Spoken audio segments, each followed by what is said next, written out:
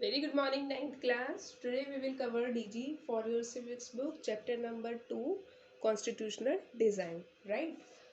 South Africa किस तरीके से अपार्थाइड से कन्वर्ट होता है डेमोक्रेसी में, उतना हमने चैप्टर रीड आउट कर लिया है, समझ लिया है किस तरीके से डेमोक्रेसी आती है साउथ अफ्रीका में। जो अपार्थाइड सिस्टम है वो ख़त्म होता है, रंग भेद का जो सिस्टम था उसको जो है ख़त्म किया जाता है। नेल्सन मंडेला जो है प्रेसिडेंट बनते हैं नए साउथ अफ्रीका के। ये सब चीज़ें हम ऑलरेडी स्टडी कर चुके हैं, चैप्टर रीड आउट कर चुके हैं। आज हम इसकी डीजी को कवर करेंगे, ठीक है।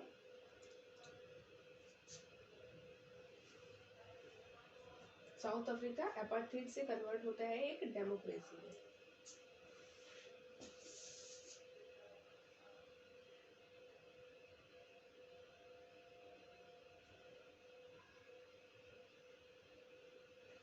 He is not allowed here.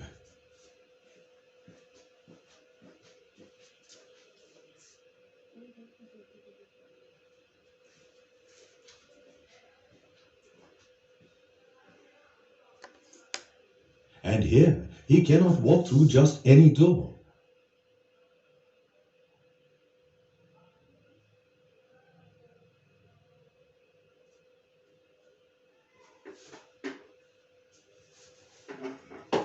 Isn't it cruel to be discriminated against like this, based on the color of your skin, in your own country? That too by people from other countries.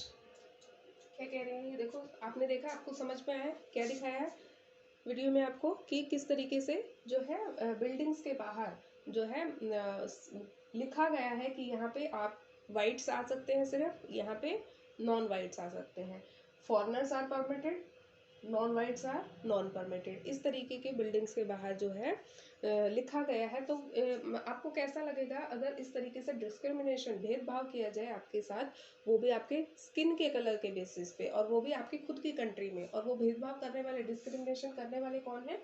दूसरी country से आए हुए लोग हैं। मतलब कि आप अपनी कंट्री में रहते हो और आपकी खुद की ही कंट्री में आपको जो है आपके साथ डिस्क्रिमिनेशन किया जाता है based on your skin colour. और डिफ्रेंसिएशन करने वाले, डिस्क्रिमिनेशन करने वाले कौन लोग हैं? जो कि बाहर से आपकी कंट्री में आए हैं। How would you feel? आपको कैसा लगेगा? Wouldn't it be unfair if you were not allowed to use any amenities that are used by people with fairer skin? Share your thoughts with the rest of the class.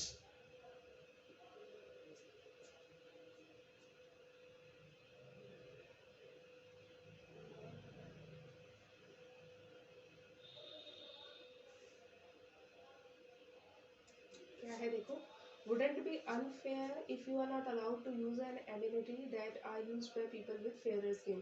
गोरे लोग, यानी कि जिनकी skin का colour साफ है, गोरा है, वो लोग जिन एमिनिटीज को, जिन प्रेमाइसिस को, जिन फैसिलिटीज को यूज कर सकते हैं, वो फैसिलिटीज यूज करने का हक अगर आपको ना हो तो क्या ये अनफेयर नहीं होगा?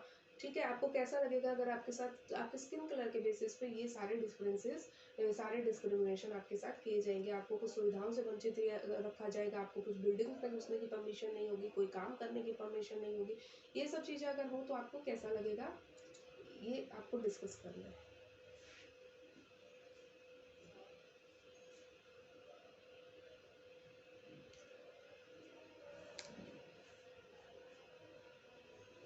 We are lucky that we do not face any racial discrimination on the basis of skin color. But the people of South Africa, until a few decades ago, were not so lucky. They were put through a system of racial discrimination, which was called apartheid. नस्ल के basis पे जो discrimination लोगों के साथ किया जाता है उसको क्या कहते हैं? हम अपार्थाइड कहते हैं। ठीक है, तो साउथ अफ्रीका के लोगों के साथ यही सब किया जा रहा था यूरोपियंस के द्वारा। Apartheid is derived from the Afrikaans word for apartness.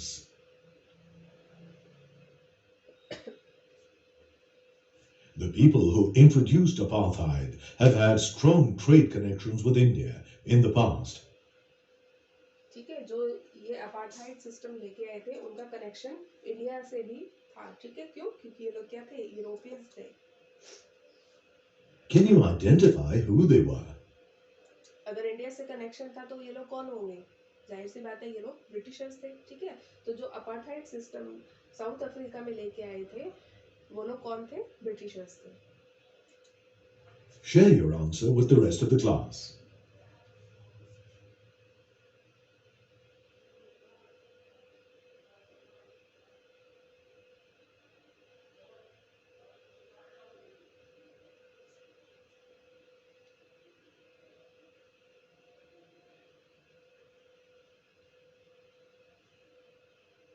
European trading companies entered and occupied South Africa during the 17th and 18th centuries, as they did in India. जिस तरीके से Gradually, they became जिस तरीके से India में ये Europe की जो ट्रेडिंग कंपनीज हैं वो व्यापार करने के लिए आई थी, उसी तरीके से ये लोग साउथ अफ्रीका में भी सेम ट्रेडिंग कंपनीज बनके एंटर होती है। the local rulers. They introduced the apartheid system, which divided people on the basis of their skin color. They called themselves the whites. खुद को क्या बुलाते थे ये? Whites. The natives of South Africa, who constituted 3/4 of the population, were called the blacks. ठीक है, जो local population थी 3/4 पॉपुलेशन, उनको blacks People of mixed races were called the colored people. Mixed races के लोगों को कलर्ड पीपल कहा जाता था।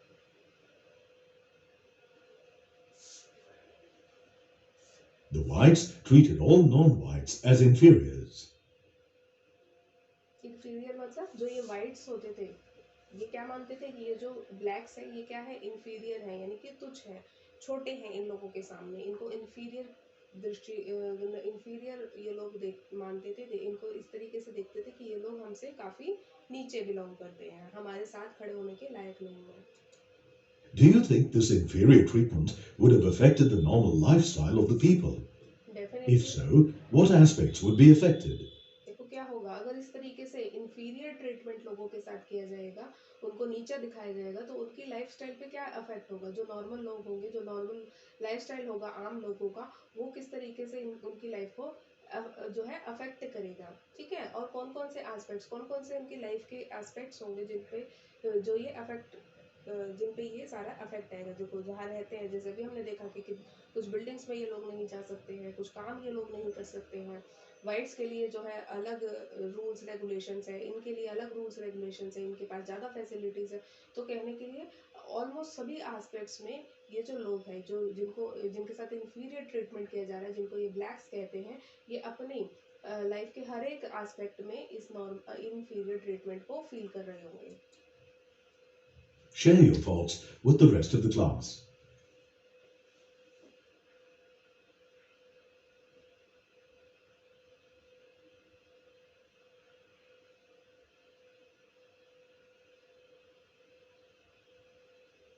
अपार्थाइड ट्रीटमेंट कैसे करते थे वो देखते हैं।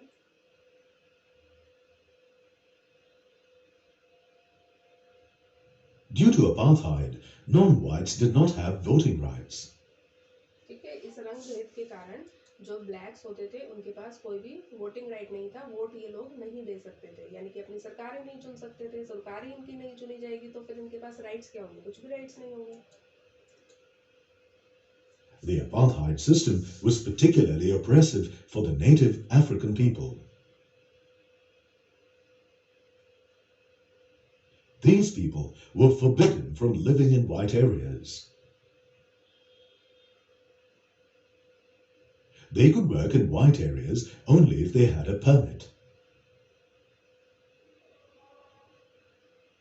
All public amenities such as trains, buses, hotels, hospitals, schools, theatres, beaches, swimming pools and public toilets were all separate for the whites and blacks.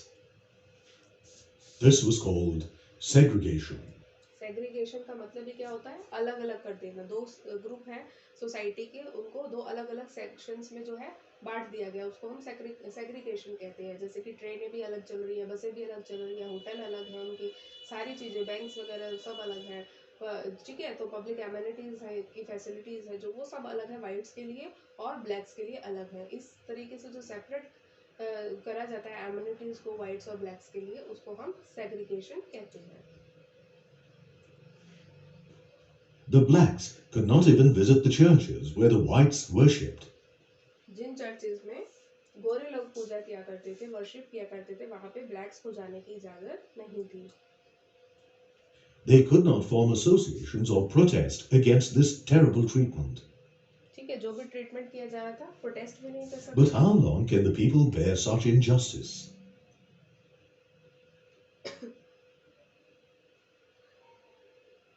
Recall how we protested against the oppressive rule of the British during our freedom struggle. ठीक है, जिस तरीके से भारत में हुआ था कि लोग बहुत जो है अत्याचार जब ब्रिटिशर्स के बढ़ते जा रहे थे, तो किस तरीके से लोग जो है उठ खड़े हुए थे. उनका जो फ्रीडम स्ट्रगल था वो स्टार्ट हो गया था. ठीक है, क्योंकि जो ब्रिटिशर्स का रूल था वो बहुत ही अप्रेसिव हो गया था हमें इंडियंस के लिए. तो उसके बाद हमने क्या करा था, प्रोटेस्ट शुरू कर दिए थे और जो हमारा फ्रीडम स्ट्रगल था उसको हमने शुरू किया था. Share your thoughts with the rest of the class. फिर उसी तरीके से साउथ अफ्रीका में भी ये चीज़ें हुई कि कब तक लोग सहन करते, कब तक लोग बियर करते इन सारे टॉर्चर्स को. कभी ना कभी तो उनको भी जो है प्रोटेस्ट करना था, अगेंस्ट होना था. ठीक है, अब हम देखेंगे स्ट्रगल कैसे शुरू होता है south Africa. Since 1950, the non-whites started to revolt against the apartheid system. They launched protest marches and strikes. Strike करते हैं, प्रोटेस्ट मार्च निकालते हैं. The African National Congress, or the ANC, was formed to lead the struggle against segregation. ANC का गठन होता है जो कि apartheid. Many sensitive whites also joined the ANC to oppose apartheid. इसमें इस ANC में जो है सिर्फ और सिर्फ ब्लैक्स ही नहीं होते, कुछ जो वाइट्स होते हैं जिनको लगता है कि ये जो पूरा अपार्थाइड सिस्टम है ये गलत है और इस तरीके से ट्रीटमेंट इनके साथ नहीं किया जाना चाहिए, वो भी ANC को ज्वाइन करते हैं. Several countries denounced apartheid as unjust and racist. But all this did not stop the white racist government from practicing apartheid. An important leader was sentenced to life imprisonment in 1964 during the struggle against apartheid. This person was inspired by Mahatma Gandhi, who had sued a railroad company against racial discrimination in South Africa and even won the case. Who was this person? देखो ये कौन person, Share your answer with the rest of the class. ये कौन person थे जो कि जिन्होंने जो इस अपार्थाइड सिस्टम के खिलाफ जो है बढ़ चढ़ के भाग लिया था. एक बहुत अच्छे लीडर बन के उभरे थे इस अपार्थाइड सिस्टम के, जो कि इंस्पायर्ड थे किनसे, महात्मा गांधी से बहुत ज़्यादा इंस्पायर्ड थे. जिन्होंने एक केस फाइल किया था, किन्होंने, महात्मा गांधी ने रेलवे कंपनी के खिलाफ एक केस फाइल किया था जहाँ पे उनके साथ जो है साउथ अफ्रीका में जब उनके साथ उनके स्किन कलर के बेसिस पे उनको जो है ट्रेन में बैठने नहीं दिया जाता है, तो वो क्या करते हैं, रेल कंपनी पे जो है उसको स्यू करते हैं, केस फाइल करते हैं और उस केस को जीत भी जाते हैं. तो महात्मा गांधी से बहुत ज़्यादा इंस्पायर्ड थे. कि कौन थे ये, चैप्टर स्टार्ट किया था हमने इन्हीं की स्टोरी से. कौन है ये, Nelson Mandela. Click Continue to proceed. Nelson Mandela was sentenced to life imprisonment during the struggle against apartheid. He spent about 27 years in South Africa's most dreaded prison, Robben Island. Robben Island, जो कि south Africa की सबसे dreaded prison, सबसे जो है भयावह jail है, वहाँ पे इन्होंने अपनी ज़िंदगी के 27 साल इनको कैद में रखा गया. क्यों? क्योंकि इनको जो है, जो इन्होंने स्ट्रगल शुरू किया था अपार्थाइड सिस्टम के लिए, उसके खिलाफ इनको जो है लाइफ इम्प्रिजनमेंट की सजा दी गई थी. इसलिए 27 साल तक ये रॉबन आइलैंड में एक जेल में बंद रहते हैं.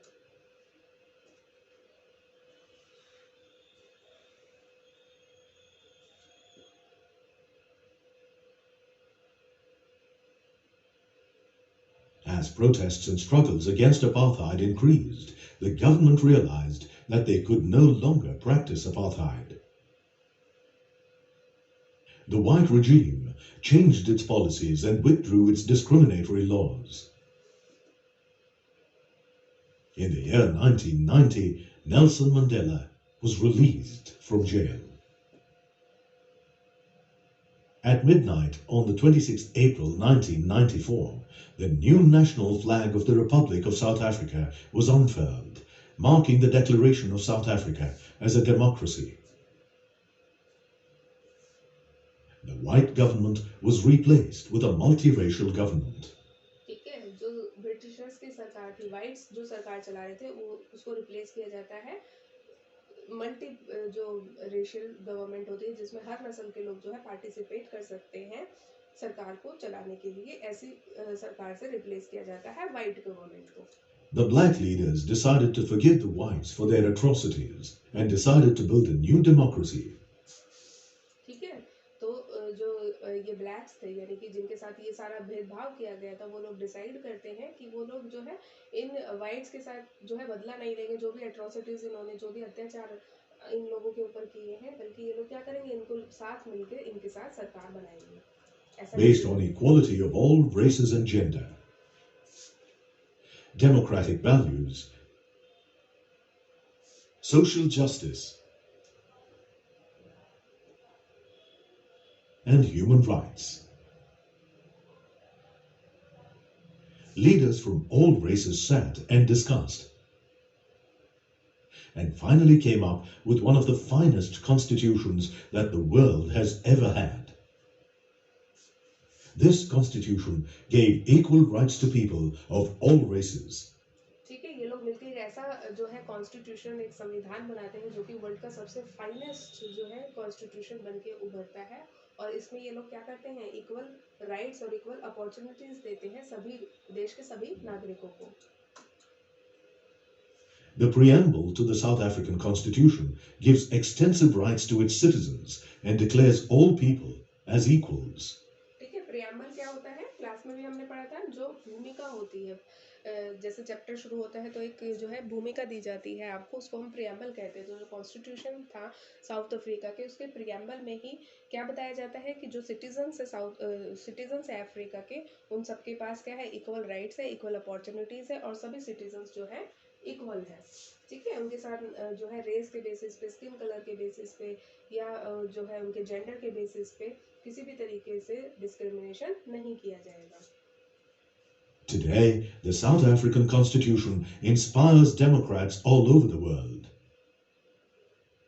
South Africa is often called the Rainbow Nation. Rainbow क्या होता है? Can you guess the reason? क्योंकि यहाँ पे हर कलर के लोग रहते हैं, ठीक है, हर जो है स्किन कलर के लोग रहते हैं, अलग अलग रेस के लोग रहते हैं, इसलिए इसको क्या कहते हैं, इसको जो है रेनबो नेशन कहा जाता है। Click Continue to proceed. South Africa is called the Rainbow Nation because it treats people of all races as equal. This is also represented by the South African flag, which sports 6 near rainbow colors. ठीक है,